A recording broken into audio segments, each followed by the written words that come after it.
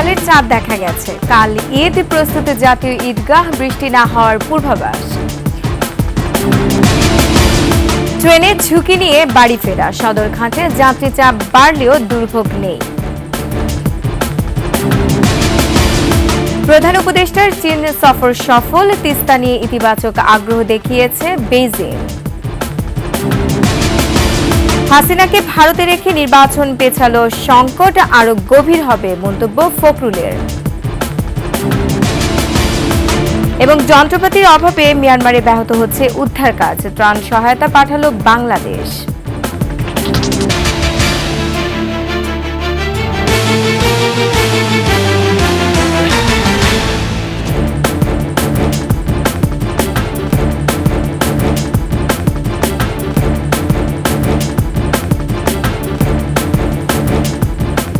ঈদ মোবারক। শুনছিলেন সংবাদ শিরোনাম, আমন্ত্রণ সন্ধ্যার 21 সংবাদে। সাথে আছে আমি রোমান আমিন। দর্শক, 21 টেলিভিশনের সংবাদ একই সাথে সরাসরি দেখতে পাবেন আমাদের ফেসবুক পেজ www.facebook.com/2124 অনলাইনে। এছাড়া সাবস্ক্রাইব করতে পারেন www.youtube.com/@21etv চ্যানেলে। এছাড়া সংবাদে আরও থাকছে, দেশের বিভিন্ন জায়গায় ঈদ উদযাপন, শান্তি সমৃদ্ধি কামনায় মোনাজাত।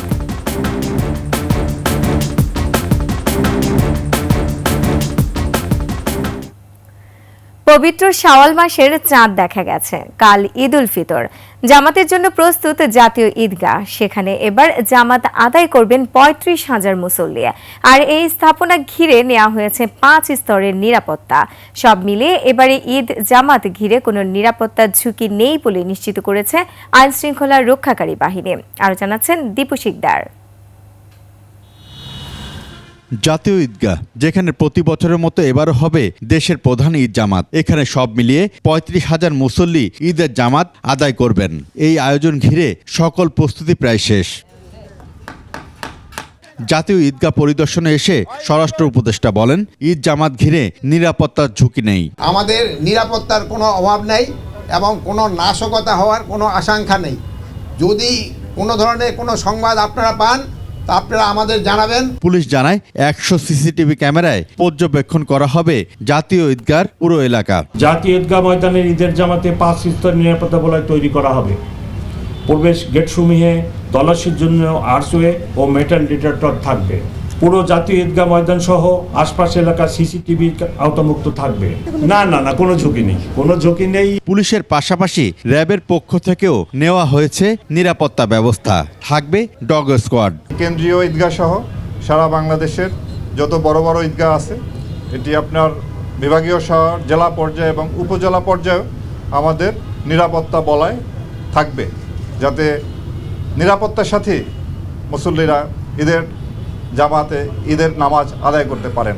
পুরো রাজধানীতে শুধু পুলিশের 15,000 সদস্য নিরাপত্তার দায়িত্বে থাকবে। দীপু শিকদার, 21 টেলিভিশন, ঢাকা। জাতির উদ্দেশ্যে পবিত্র ঈদ উল ফিতরের শুভেচ্ছা বার্তা দিয়েছেন প্রধান উপদেষ্টা ডক্টর মোহাম্মদ ইউনূস। দেশের উন্নতি ও কল্যাণে একসাথে কাজ করার অঙ্গীকারবদ্ধ হয়ে সমাজের ন্যায় প্রতিষ্ঠার আহ্বান জানিয়েছেন তিনি। পবিত্র ঈদ উল ফিতরের সকলকে জানাই ঈদ মোবারক।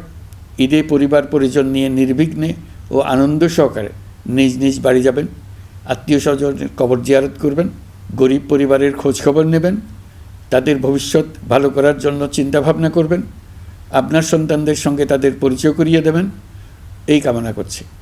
ঈদের জামাতে দলমত নির্বিশেষে সবাই যেন পরাজিত শক্তির সকল প্ররোচনা সত্ত্বেও সুদৃঢ়ভাবে ঐক্যবদ্ধ থাকেন, সেজন্য আল্লাহর কাছে মোনাজাত করবেন, এই আহ্বান জানাচ্ছি। সকলের জীবন সার্থক হোক, আনন্দময় হোক। মহান আল্লাহ আমাদের সহায় হন। ঈদের দিন সকালে বৃষ্টির কোনো সম্ভাবনা দেখছে না আবহাওয়া অফিস। পূর্বাভাস বলছে কিছু কিছু এলাকায় মৃদু তাপপ্রবাহ বয়ে গেলেও গত দিনের তুলনায় তাপমাত্রা কম থাকতে পারে।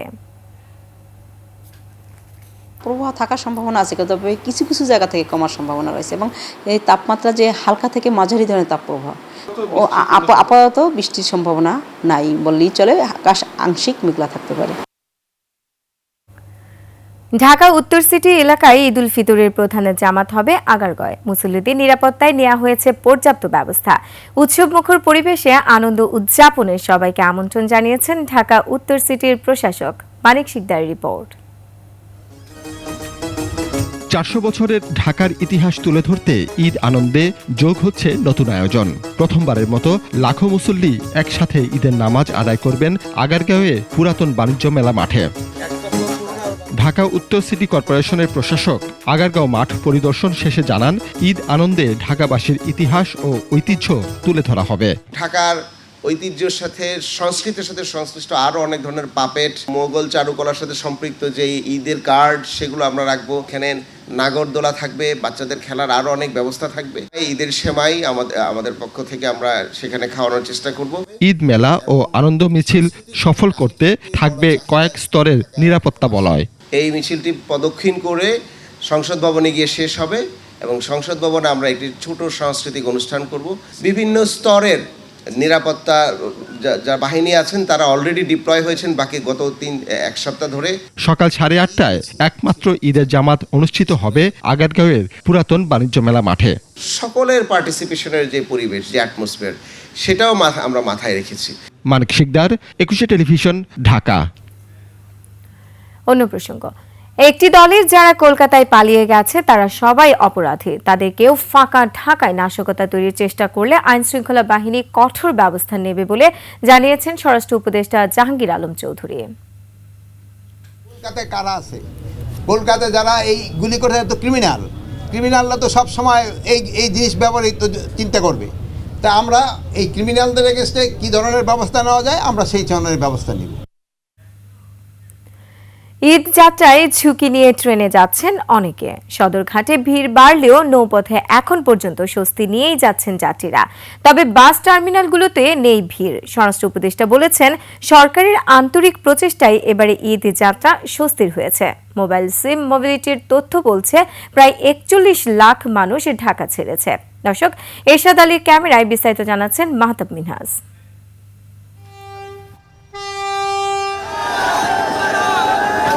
এ যেন বাঁধ ভাঙা আনন্দ। প্রিয়জনের সান্নিধ্য পেতে ঈদ যাত্রার শেষ মুহূর্তে জীবনের ঝুঁকি নিয়েই রাজধানী ছাড়ছেন অনেকে। বলছেন শেকরের কাছে যেতেই হবে। বাড়িতে তো আমাদের যেতে হবে। ট্রেনের ডাব্বা ছিল আগে বেশি, এখন দেখতেছি যে দিন দিন মানুষেরটা বাড়ে, আমাদেরটা শুধু কমে। বাচ্চার সাথে ঈদ তো কাটাতে হবে না, তাই না? বকিশট তাও তো আমাদের সাথে করে যাইতে হইতেছে, না চাইলে তো হইব না। একদিন সময় আছে হাতে। ঈদ যাত্রার সপ্তম দিনে লোকারণ্য কমলাপুর রেলওয়ে স্টেশন। সবার চোখে মুখে বাড়ি ফেরার আনন্দ। শিডিউল বিপর্যয় না থাকায় ছিল স্বস্তি। কালকে রাতে ঘুমই হচ্ছে না, কখন সকাল হবে। নানা নানির সাথে অনেকদিন পরে দেখা করব। আমার মামা অসুস্থ, এখানে যাব। গত বছরের তুলনায় এবছর আরো ভালো। অনেক আনন্দ লাগতেছে, পরিবারের সাথে ঈদ করব, এটা একটা আনন্দ। আলহামদুলিল্লাহ, এবারে যাত্রাটা আলহামদুলিল্লাহ অনেক স্বস্তিদায়ক। কেউ আবার টিকিট থাকলেও যাত্রীর ভিড় দেখে চিন্তিত কাঙ্ক্ষিত সিট নিয়ে। সিট পাই নাই, সিট ছাড়া টিকিট দিয়ে যাচ্ছে আর কি। এখন যে যাওয়ার পরে উঠতে পারে, উঠলে দেখা যাবে কেমন, মানে দাঁড়ায় যেতে হবে আর কি। সিট তো আশা করা যায় না পাবো, তো ওনারাই বলে আসছে যে সিট হবে না। এর মধ্যে যাত্রীদের খোঁজ নিতে আসেন স্বরাষ্ট্র উপদেষ্টা। জানান, সরকারের আন্তরিক প্রচেষ্টায় নির্বিঘ্নে হচ্ছে ঈদ যাত্রা, আর ঈদ ঘিরে নেই কোনো শঙ্কা। আমি খুবই খুশি যে খুব ভালোভাবে হচ্ছে। আমার মনে হয় আপনারও খুশি। জনগণ যেন স্বস্তিভাবে, শঙ্কামুক্তভাবে ঈদ পালন করতে পারে, এই দোয়াই করি আল্লাহর কাছে। কোনো ধরনের আল্লাহ দিলে আশঙ্কা নাই, কোনো ধরনের আশঙ্কা নাই। জনগণ খুবই সচেতন। রেলের মতো নৌপথেও যাত্রীর ভিড়। সেখানেও পরিদর্শনে যান স্বরাষ্ট্র উপদেষ্টা। জানান, এখানেও কোনো বিশৃঙ্খলা ছাড়াই যাত্রীরা নির্বিঘ্নে যাচ্ছেন বাড়ি। তবে যাত্রীরা দেন মিশ্র প্রতিক্রিয়া। মানুষের ভিড় হলে আসলে এখানে আসতে অনেক কষ্ট হয়েছে। যে অনেক ভালো আছে, আগের থেকে পরিবেশ অনেক ভালো আছে এবং যাওয়া যাবে অনেকেই। আগের বার থেকে এইবারের চাপ অনেক দ্বিগুণ, খুবই খারাপ। এদিকে সড়ক পথের চিত্র উল্টো। সায়েদাবাদ, মহাখালী, গাবতলী বাস স্ট্যান্ডে নেই চোখে পড়ার মতো যাত্রী। কোনো রোডে বর্তমানে প্যাসেঞ্জার নাই, কিন্তু পরিমাণ অনেক কম। ছুটি লম্বা পড়াতে যাত্রী এখন কম বোঝা যাইতেছে। আসলে যাত্রী ঠিকই আছে, কিন্তু এখন থেকে যাত্রীটা কম। সব মিলে শেষের পথে ভোগান্তিহীন ঈদ যাত্রা। মাহতাব মিনহাজ, 21 টেলিভিশন, ঢাকা। দর্শক, এই মুহূর্তে সদরঘাটে আছেন আমাদের সহকর্মী মানিক শিকদার। আমরা সরাসরি যুক্ত হচ্ছি তার সাথে। মানিক, আপনি নিশ্চয়ই আমাকে শুনতে পাচ্ছেন। মানিক, ঈদ মোবারক। তো আপনি তো এই মুহূর্তে সদরঘাটে রয়েছেন, তো সদরঘাটে যাত্রীদের ভিড় কেমন দেখছেন, সেখানকার সম্পূর্ণ চিত্র বিস্তারিত আমাদের জানান।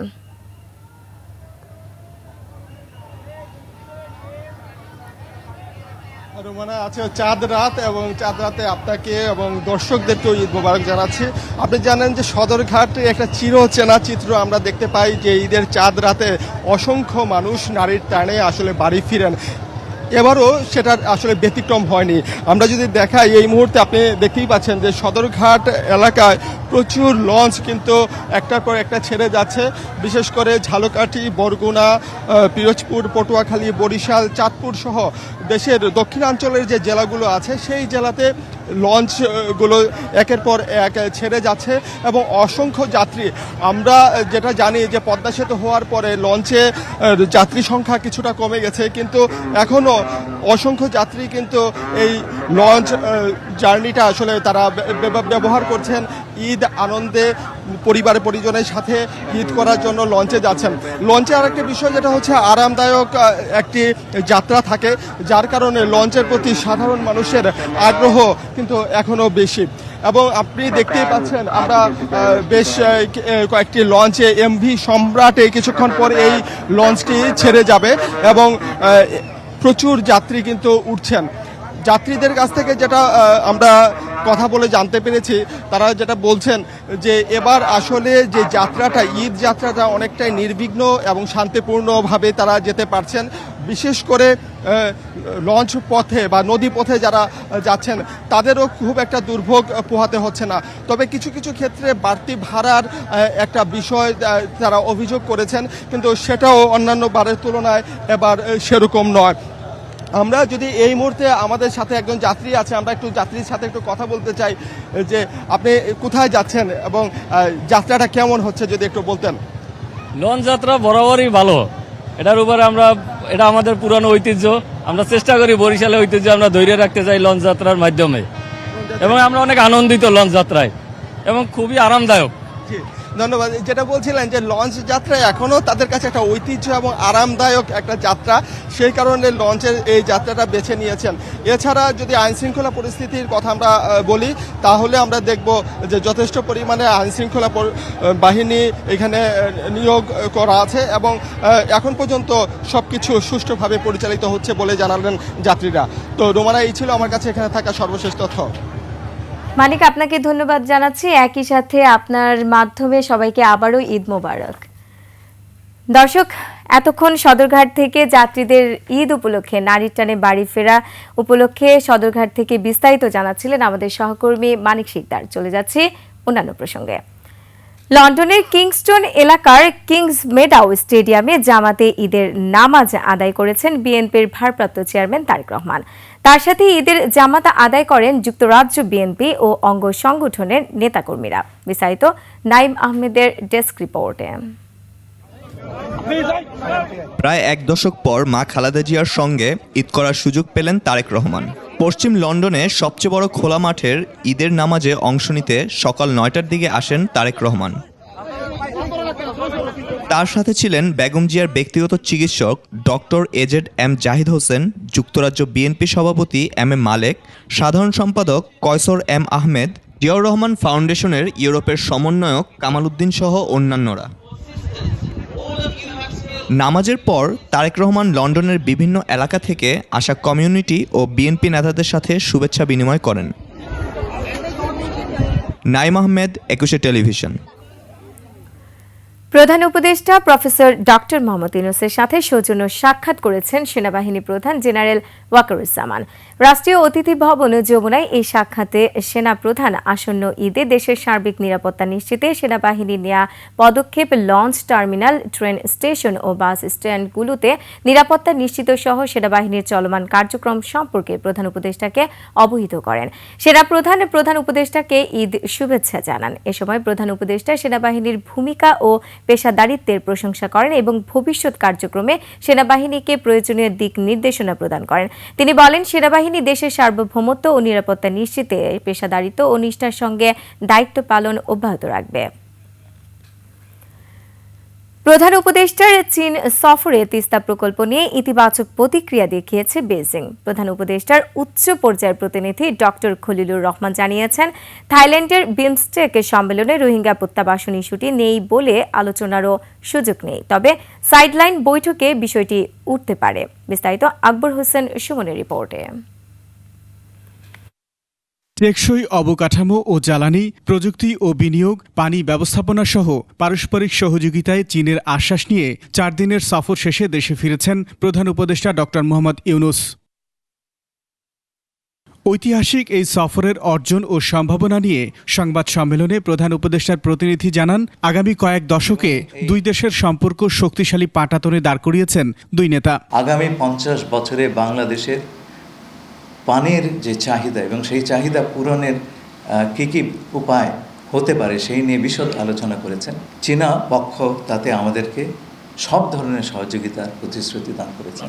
বিনিয়োগে আকৃষ্ট করতে চীনের ব্যবসায়ীদের ফোরামে বাংলাদেশকে তুলে ধরায় আগ্রহ প্রকাশ করেছে সংশ্লিষ্টরা। এইবার এই $2.1 বিলিয়ন মধ্যে প্রায় $1 বিলিয়ন অধিক অ্যামাউন্টটা হচ্ছে আসলে ইনভেস্টমেন্ট কমিটমেন্ট। এই ইনভেস্টমেন্ট কমিটমেন্ট প্রায় 30টা চাইনিজ কোম্পানি করেছে।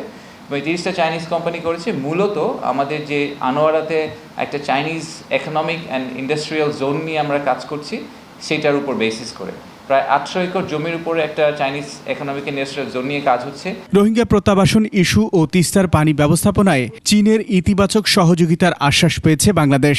পরিষ্কারভাবে চীন বলেছে যে রিপ্যাট্রিয়েশনের ব্যাপারে তারা তাদের সাধ্যমতো সকল রকম চেষ্টা করবে। আকবর হোসেন সুমন, 21 টেলিভিশন, ঢাকা। প্রধান উপদেষ্টা ডক্টর মোহাম্মদ ইউনূসের চীন সফরকে সফল হিসেবে দেখছেন বিশ্লেষকরা। বলছেন, সফরকালে যে চুক্তি ও সমঝোতা সই হয়েছে তা দেশের স্বার্থকে মাথায় রেখেই করা হয়েছে। চীনের সহায়তা থাকবে বাণিজ্যিক প্রেক্ষাপট সহ রোহিঙ্গা প্রত্যাবাসন ইস্যুতেও। বিস্তারিত জানাচ্ছেন নাহিদ সিরাজবিনী।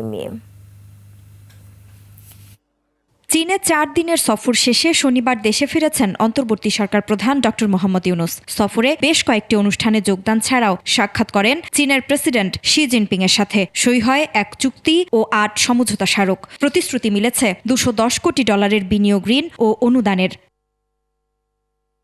অন্তর্বর্তী সরকারের প্রধান হিসেবে দায়িত্ব নেয়ার পর চীনে প্রথম তার এই দ্বিপাক্ষিক সফরকে ঘিরে আন্তর্জাতিক সম্পর্ক বিশ্লেষকদের মধ্যে রয়েছে নানান আলোচনা। বিশ্লেষকরা বলছেন, প্রধান উপদেষ্টার এই সফর সফল, আর এর মধ্য দিয়ে ঢাকা বেইজিং সম্পর্কে তৈরি হয়েছে নতুন এক মাইলস্টোন। একটা সুপার পাওয়ারের সাথে যে উইন উইন সম্পর্ক করা সম্ভব, এইটার একটা মাইলস্টোন এখানে তৈরি হয়েছে। চীনের জন্য কৌশলগত কারণে, স্ট্র্যাটেজিক কারণে, ভূ রাজনৈতিক কারণে সে বাংলাদেশের সাথে নিবিড় সম্পর্ক করতে চায়। এই সফরের মধ্য দিয়ে বাংলাদেশের জাতীয় স্বার্থে বেশ বড় রকমের অগ্রগতি হয়েছে বলেও মন্তব্য তাদের। এছাড়া সফরে আলোচনার সুফল হিসেবে দুদেশ একসঙ্গে ভূমিকা রাখবে রাজনৈতিক বিষয়গুলোতেও। সময় লাগলেও দেশটি শক্তভাবে কাজ করবে রোহিঙ্গা প্রত্যাবাসনে। বর্তমানে মায়ানমারকে স্টেবিলাইজ করা, কারণ স্টেবিলাইজ না করলে আসলে রিপ্যাট্রিয়েশনটা খুব ডিফিকাল্ট। সুতরাং আমার মনে হয় এই জায়গাতে একটা বোঝাপড়ার জায়গা সৃষ্টি হয়েছে এবং আমার মনে হয় যে চীন আগের চেয়ে অনেক বেশি প্রোঅ্যাক্টিভ হবে এই বিষয়ে। বিনিয়োগ পাওয়া শুরু হলে ব্যবসায়িক সুফল পাবে বাংলাদেশ, এমনকি ভারতের থেকেও ভালো সুফল চীন থেকে পাবে বাংলাদেশ। সহযোগিতা পাবে প্রতিরক্ষা ও প্রযুক্তি বিষয়েও। তারা আমাদের সাথে প্রতিরক্ষা বিষয় দিতে রাজি আছে। আমি মনে করি তাদের সাথে আমরা যদি বলি যে প্রযুক্তি আমাদেরকে দাও এবং আমরা এটা বানাইতে চাই, আমি মনে করি চীনের সাথেই সবচাইতে বেশি সম্ভব। ডক্টর ইউনূসের চীন সফর শুধু দুদেশের সম্পর্ককে শক্তিশালী করল না, বরং একটি আন্তর্জাতিক স্তরে বাংলাদেশের জন্য নতুন সম্ভাবনা উন্মোচন করল বলে মন্তব্য বিশ্লেষকদের। নাহিদ সিরাজবিনী, 21 টেলিভিশন, ঢাকা। শেখ হাসিনাকে ভারতে রেখে নির্বাচন পেছালে দেশের সংকট আরও গভীরভাবে হবে বলে শঙ্কা প্রকাশ করেছেন বিএনপি মহাসচিব মির্জা ফখরুল ইসলাম আলমগীর। সচেতনভাবে নির্বাচন পেছানোর চেষ্টা চলছে এবং কয়েক উপদেষ্টার নিরপেক্ষতা নিয়ে প্রশ্ন উঠছে উল্লেখ করে বিএনপি মহাসচিব বলেন, একটি মহল বিএনপিকে হেয় প্রতিপন্ন করার চেষ্টা করছে। বলেছেন, অন্তর্বর্তী সরকারের নিরপেক্ষতা নিয়ে প্রশ্ন উঠলে নির্বাচনের সময় নিরপেক্ষ সরকার হবে। বিস্তারিত জানাচ্ছেন আকবর হোসেন সুমন। You are গুলশানে বিএনপি চেয়ারপারসনের কার্যালয়ে সাংবাদিকদের সঙ্গে মত বিনিময় করেন মহাসচিব মির্জা ফখরুল ইসলাম আলমগীর। সমসাময়িক নানা বিষয়ে সাংবাদিকদের প্রশ্নের জবাব দেন। প্রধান উপদেষ্টার চীন সফরকে ইতিবাচক বলে মন্তব্য করেন বিএনপি মহাসচিব। আমি মনে করি এটা একটা পজিটিভ মেসেজ আমরা পেয়েছি। কিছু কিছু মহল নির্বাচন পেছাতে চায় বলে অভিযোগ করেন বিএনপি মহাসচিব। আমার যে গণতন্ত্রের শত্রু তাকে ভারতবর্ষে বসিয়ে রেখে আমি আপনার নির্বাচনটাকে পেছাবো, এটা আরও বেশি সংকট তৈরি করবে বলে আমার মনে হয়। নির্বাচনটা যে আমরা চাচ্ছি এটা নট বিকজ অফ যে আমরা ক্ষমতা যাওয়ার জন্য চাচ্ছি। আমরা মনে করি যে নির্বাচন হলেই জনগণের সমর্থন পাবে, সেই সরকারটার শক্তি আর একটা আনইলেক্টেড সরকারের শক্তির মধ্যে অনেক পার্থক্য আছে। নতুন দল প্রতিষ্ঠায় সরকারি সুযোগ সুবিধা দেয়া হচ্ছে বলেও সন্দেহ প্রকাশ করেন বিএনপির এই নীতি নির্ধারক। সরকারের টাকা আপনার বিভিন্ন খাতে সেই সমস্ত উপদেষ্টা যারা আপনার জড়িত তারা ব্যয় করছেন, দলের সঙ্গে যারা জড়িত আর কি, এটা কখনোই নিরপেক্ষতা বহাল করতে পারে না। আমরা একটা টোটাল নিউট্রালিটি আশা করি ফ্রম দ্য গভর্নমেন্ট, এবং প্রফেসর ইউনূস সাহেবের কাছে এসে সবচেয়ে বেশি আশা করি। প্রফেসর ইউনূস সাহেব যদি মনে করেন যে কারোর জন্য নিউট্রালিটি ব্যাহত হচ্ছে, তাকে তো তার ক্যাবিনেট থেকে বের করে দেওয়া উচিত। বিএনপির জনপ্রিয়তা নষ্ট করার চেষ্টা চলছে বলেও অভিযোগ করেন মহাসচিব। সংস্কারের মতো চলবে, আপনার নির্বাচনের মতো চলবে। আকবর হোসেন সুমন, 21 টেলিভিশন, ঢাকা।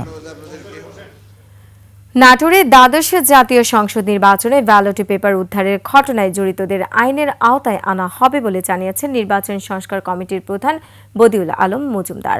আর স্থানীয় সরকার বিশেষজ্ঞ অধ্যাপক ডক্টর তোফাল আহমেদ বলেছেন, এই ঘটনা বিগত নির্বাচনগুলোর সামগ্রিক অব্যবস্থাপনার নগ্ন চিত্র। বিস্তারিত শাকের আরজু রিপোর্টে। দেশে অনুষ্ঠিত সবশেষ 3টি জাতীয় নির্বাচনের স্বচ্ছতা ও নিরপেক্ষতা নিয়ে জনমনে প্রশ্ন ওঠে আন্তর্জাতিক মহলেও। শনিবার নাটোরে দ্বাদশ জাতীয় সংসদ নির্বাচনের সিলমারা ব্যালট পেপার ও কম্পিউটারের হার্ড ডিস্ক সহ যন্ত্রাংশ পাওয়ার ঘটনা সেই পাতানো নির্বাচনগুলোর অব্যবস্থাপনার চিত্র বলছেন নির্বাচন বিশ্লেষকরা। এটা তো সামগ্রিক যে নির্বাচনের অব্যবস্থার চিত্র তার একটি অংশ। এখন কথা হচ্ছে এটা রিটার্নিং অফিসারকে জবাব চাইতে হবে, এটা কিভাবে গেল ওখানে। রিটার্নিং অফিসারের কাছে প্রথমে জবাব চাইতে হবে, এবং ইলেকশন কমিশনই চাইবেন। ইলেকশন কমিশন কি ব্যবস্থা কার বিরুদ্ধে নেওয়ার সুপারিশ করেন সেটাই দেখার বিষয়। এবং এটা সামগ্রিক নির্বাচন ব্যবস্থা নিয়ে যেটা অব্যবস্থা ছিল তার একটা উলঙ্গ চিত্র দেখা পড়লো আর কি, নগ্ন চিত্র দেখা পড়লো। বিষয়টি গুরুত্বের সাথে তদন্তের মাধ্যমে জড়িতদের বিচারের আওতায় আনা উচিত বলে মন্তব্য বিশ্লেষকদের। এগুলো যে পাতানো নির্বাচন ছিল এবং এগুলো যে বিভিন্ন রকম অনিয়ম জালিয়াতি হয়েছে তারই প্রমাণ। যারা এইসব করেছে তাদেরকে চিহ্নিত করে দৃষ্টান্তমূলক শাস্তি দেওয়া দরকার, যাতে ভবিষ্যতে কেউ এর পুনরাবৃত্তি না করে। যারা এগুলো করেছে এগুলো চিহ্নিত করার জন্য একটা তদন্ত কমিটি করা দরকার, সবাইকে চিহ্নিত করা দরকার এবং তাদেরকে দৃষ্টান্তমূলক শাস্তি দেওয়া দরকার। নাটোরে ডিসির পুরনো বাংলোর একটি পুকুর থেকে অস্ত্র খুঁজতে গিয়ে 100 বস্তা ব্যালট পেপার সহ নির্বাচনী সরঞ্জাম উদ্ধার করে পুলিশ। শাকের আরজু, 21 টেলিভিশন, ঢাকা। চ্যালেঞ্জের মুখে মিয়ানমারে উদ্ধার তৎপরতা। শক্তিশালী ভূমিকম্পে বেড়েই চলেছে হতাহতের সংখ্যা। এ পর্যন্ত মিয়ানমারে 1644 জন ও থাইল্যান্ডে নিহত হয়েছে 17 জন। চীন, ভারত সহ বেশ কয়েকটি দেশ থেকে এরই মধ্যে উদ্ধারকর্মীরা মিয়ানমারে পৌঁছালেও ভারী যন্ত্রপাতির অভাব ও যোগাযোগ ব্যবস্থা ভেঙে পড়ায় ব্যাহত হচ্ছে উদ্ধার কাজও। চিকিৎসা সরঞ্জামের তীব্র সংকটের কথা জানিয়েছে জাতিসংঘ। এই পরিস্থিতিতে জান্তার সরকার বিমান হামলা চালালেও 2 সপ্তাহের যুদ্ধবিরতির ঘোষণা দিয়েছে বিরোধীরা। এদিকে মিয়ানমারে ভয়াবহ ভূমিকম্পে প্রধান উপদেষ্টার নির্দেশে বাংলাদেশ সশস্ত্র বাহিনীর পক্ষ থেকে একটি বিমানে করে জরুরি ত্রাণ পাঠানো হয়েছে। দুপুরে রাজধানীর সেনানিবাসের বিমান বাহিনীর ঘাঁটি কুর্মিটোলা থেকে সেনা ও বিমান বাহিনীর জরুরি ত্রাণ সামগ্রী নিয়ে সশস্ত্র বাহিনীর একটি বিমান পাঠানো হয়েছে। পররাষ্ট্র মন্ত্রণালয়ের সার্বিক তত্ত্বাবধানে 16.5 টন শুকনো খাবার, প্রয়োজনীয় ঔষধ, বিশুদ্ধ পানি, তাঁবু, নিত্য প্রয়োজনীয় দ্রব্য পাঠানো হয়েছে। বিমান বাহিনীর 14 জন ও সেনাবাহিনীর 11 জন ক্রুয়ের 2টি টিম মিয়ানমারের উদ্দেশ্যে যাত্রা করে। মাননীয় প্রধান উপদেষ্টার নির্দেশে বাংলাদেশ হতে মিয়ানমারে বাংলাদেশ সশস্ত্র বাহিনীর মাধ্যমে জরুরি ভিত্তিতে ত্রাণ সামগ্রী হিসেবে ঔষধ, তাঁবু, শুকনো খাবার এবং উদ্ধার ও চিকিৎসা সেবা প্রদানের জন্য উদ্ধারকারী ও চিকিৎসা সহায়তা দল প্রেরণের উদ্যোগ গ্রহণ করা হয়েছে। সংবাদ এই পর্যায়ে একটা বিরতি নিচ্ছে, যখন ফিরছি তখন অন্যান্য খবরের সঙ্গে আরও থাকবে। ঈদে বাড়ি যাওয়া হলো না তাদের, সড়ক দুর্ঘটনায় একই পরিবারের 4 জন নিহত।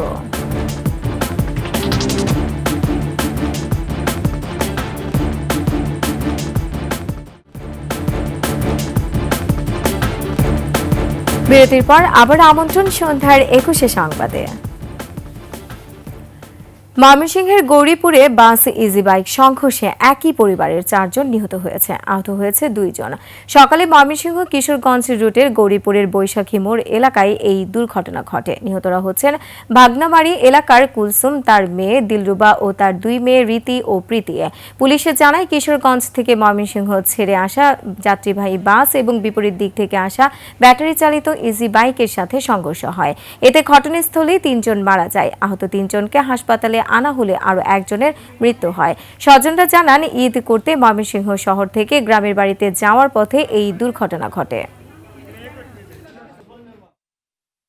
বাসে নাকি মাইরা দিছে, মাইরা দিয়ে বাস এসে পড়ছে ময়মনসিংহের দিকে, আইছে কিশোরগঞ্জের এই দিকে। ড্রাইভার এবং চালক ওরা আমরা সুস্থ তদন্তের মাধ্যমে আমরা একটা নিন্দা ও প্রতিবাদ জানাই আর কি। হাসপাতালে রোগীদের জন্য ঈদ মানে একটু অন্যরকম অনুভূতি। তাদের জন্য এই আনন্দ অনেকটাই ফিকে। বিভিন্ন গুরুতর অসুস্থ, কেউ বা দুর্ঘটনার শিকার হয়ে চিকিৎসাধীন।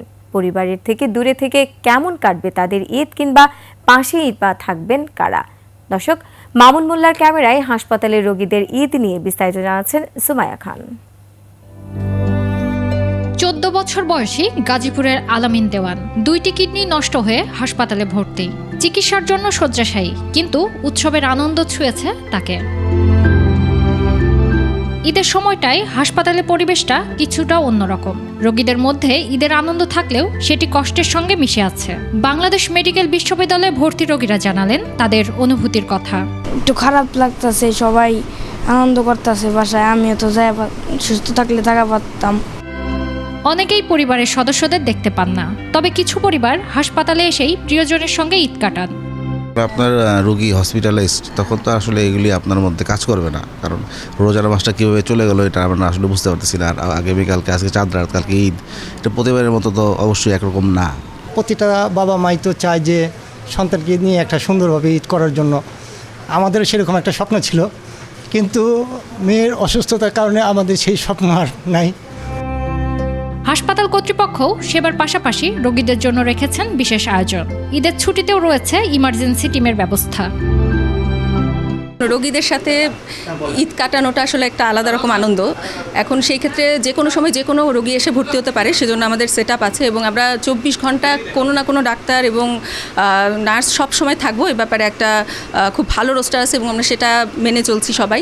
প্রত্যেকটা রোগী এবং যারা আমাদের স্টাফ, ডক্টর, নার্স যারা ডিউটি করবেন তাদের জন্য স্পেশাল খাবারের ব্যবস্থা আছে এবং সকালবেলায় আমাদের ঈদের যে ঐতিহ্য অনুসারে সবাইকে সেমাই দিয়ে আপ্যায়ন করা হবে এবং দুপুরবেলায় বিশেষ করে পোলাও, মাংস, স্পেশাল কারির ব্যবস্থা আছে। অ্যাজ ইউজুয়াল এভাবে আমরা ইনশাল্লাহ রোগীদেরকে চেষ্টা করব তারা মানসিকভাবে যাতে ফিল করে যে তারা মানে পরিবার ছেড়ে হসপিটালে আসে, বাট সেই অনুভূতিটা যাতে বুঝে যে এখানেও তারা যত্নে আছে। এভাবে ঈদ কেটে যায় হাসপাতালের রোগীদের। তাদের হয়তো ঘরোয়া উৎসবের মতো আনন্দময় নয়, কিন্তু মানবতার স্পর্শ, সেবাকর্মীদের আন্তরিকতা আর ভালোবাসায় তারা ঈদের আনন্দের স্বাদ পান কিছুটা হলেও। সুমাইয়া খান, 21 টেলিভিশন, ঢাকা। দরজায় কড়া নাড়ছে ঈদ। ঈদের আগে শেষ মুহূর্তের বেচাকেনায় ব্যস্ত সময় পার করছেন ক্রেতা বিক্রেতারা। তবে শেষ দিনে এসেও ক্রেতাদের ভিড়ে জমজমাট হয়ে উঠছে মার্কেটগুলো। এবারে বেচা বিক্রি নিয়ে সন্তুষ্ট বিক্রেতারাও। আর ক্রেতারা বলছেন, বিগত বছরগুলোর তুলনায় এবারের জিনিসপত্রের দামে কিছুটা স্বস্তি মিলেছে। বিস্তারিত সাদিয়া লাবনীর প্রতিবেদনে। ঈদের টানা ছুটিতে রাজধানী ফাঁকা, তবে কিছুটা ভিন্ন চিত্র দেখা গেল রাজধানীর নিউ মার্কেটে। শেষ দিনের কেনাকাটায় উপচে পড়া ভিড় প্রতিটি দোকানে। পোশাকের সঙ্গে মিলিয়ে প্রসাধনী, গয়না, জুতো সহ নানা জিনিসপত্র কিনছেন ক্রেতারা। সামর্থ্য অনুযায়ী বাজেটের মধ্যে পছন্দের জিনিসটি কিনতে এ দোকান ও দোকান ঘুরছেন তারা। এখন কানের দুল ম্যাচিং করে কেনার জন্য আসলাম, যেহেতু এটা মানে আমার অনেক পছন্দ ইয়াররিংস, তো ড্রেসের সাথে ম্যাচ করে কিনতে আসলাম লাস্ট মোমেন্টে।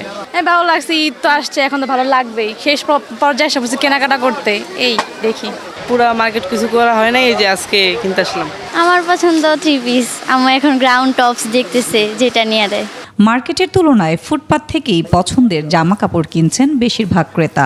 দাম নিয়েও সন্তুষ্ট তারা। আমরা কিনে স্বস্তি পেয়েছি, অনেক দাম রিজনেবলের মধ্যে আছে সবকিছুই। জামা নিছি, কসমেটিক্স নিছি, জুতো নিছি, এখন মানে কিছু বাকি আছে কেজন্য আসছে। আসলে শেষ মুহূর্তে আমাদের কিছু শপিং বাকি ছিল, ওটা কেনার জন্য আসছি। কয়েকটা দোকান দেখেছি, দামগুলো শুনে মনে হয়েছে রিজনেবল দাম আছে। এবারের বেচা বিক্রি নিয়ে সন্তোষ প্রকাশ করেছেন বিক্রেতাও। সব ডিজাইনের মালে ভালো চলছে ইনশাল্লাহ। শুক্রিয়া, আলহামদুলিল্লাহ এবার একটু ভালোই বেচা কিনা হয়েছে মোটামুটি। ইনশাল্লাহ আসতেছে, মোটামুটি ভালোই আসতেছে বেচা কিনা, আলহামদুলিল্লাহ ভালো। অন্যান্য বছরের থেকে আমাদের সব দিক দিয়ে আলহামদুলিল্লাহ ভালোই বেচা কিনা। আপাতত যা আছে ভিড়, আর ভিড় আরো বাড়বে। ঠিক আছে, সময় যাবে, ভিড় বাড়বে। কিছুটা উল্টো চিত্র দেখা যায় নামি দামি সব শপিং মলগুলোতে। শেষ দিনে ক্রেতার দেখা না পেয়ে অলস সময় কাটাচ্ছেন দোকানিরা। সাদিয়া লাবনী, 21 টেলিভিশন, ঢাকা। সৌদি আরবের সাথে মিল রেখে দেশের বেশ কয়েকটি জেলায় ঈদ উদযাপন করা হচ্ছে। সকালে নিজ নিজ এলাকায় জামায়াতে ঈদের নামাজ আদায়ের পর কোলাকুলি সহ নানা আনুষ্ঠানিকতা করেন তারা। প্রতিনিধিদের তথ্য ছবিতে ডেস্ক রিপোর্ট। চাঁদপুরের 40টি গ্রামে উৎসব মুখর পরিবেশে আগাম ঈদ উল ফিতর উদযাপিত হচ্ছে। এছাড়া হাজীগঞ্জ, ফরিদগঞ্জ, মতলব, কচুয়া ও শাহরাস্তি সহ 5 উপজেলায় প্রায় 40টি গ্রামে ঈদ উদযাপিত হচ্ছে।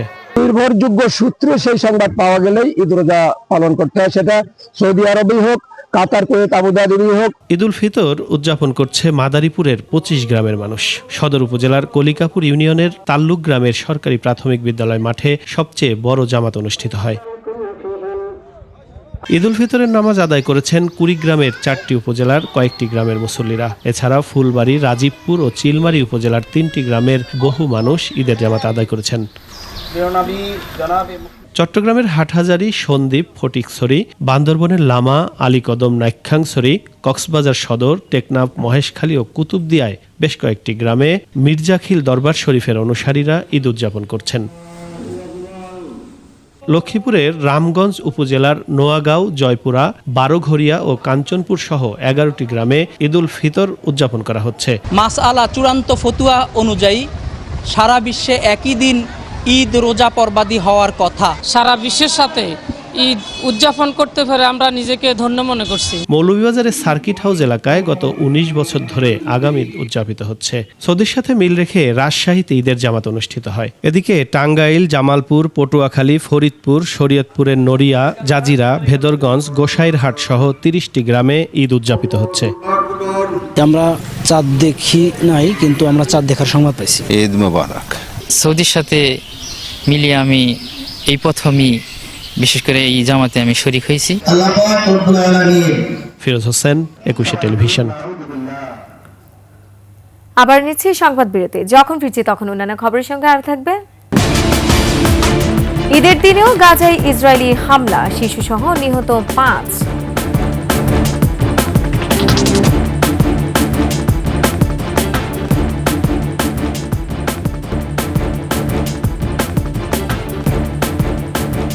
বিরতির পর আবার আমন্ত্রণ সন্ধ্যার 21 সংবাদে। এবারে সোনালী লাইফ ইন্স্যুরেন্স আন্তর্জাতিক সংবাদ।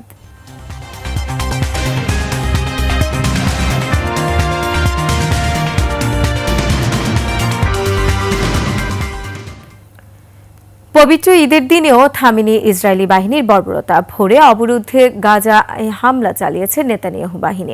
নিহত হয়েছে 5 শিশু সহ 9 জন। এদিকে মধ্যপ্রাচ্যের দেশ সৌদি আরব সহ বিশ্বের বিভিন্ন দেশে উদযাপিত হচ্ছে পবিত্র ঈদ উল ফিতর। ইউরোপের সবচেয়ে বড় ঈদের জামাত হয়েছে পর্তুগালে। আর এরই সাথে শেষ করছি সন্ধ্যার 21 সংবাদ। যাবার আগে সংবাদ শিরোনামগুলো আরও একবার। শাওয়ালের চাঁদ দেখা গেছে। কাল ঈদ প্রস্তুত জাতীয় ঈদগাহ, বৃষ্টি না হওয়ার পূর্বাভাস। ট্রেনের ঝুঁকি নিয়ে বাড়ি ফেরা, সদরঘাটে যাত্রী চাপ বাড়লেও দুর্ভোগ নেই। প্রধান উপদেষ্টার চীন সফর সফল, তিস্তা নিয়ে ইতিবাচক আগ্রহ দেখিয়েছে বেইজিং। হাসিনাকে ভারতে রেখে নির্বাচন পেছালে সংকট আরো গভীর হবে, মন্তব্য ফখরুলের। এবং যন্ত্রপাতির অভাবে মিয়ানমারে ব্যাহত হচ্ছে উদ্ধার কাজ, ত্রাণ সহায়তা পাঠালো বাংলাদেশ।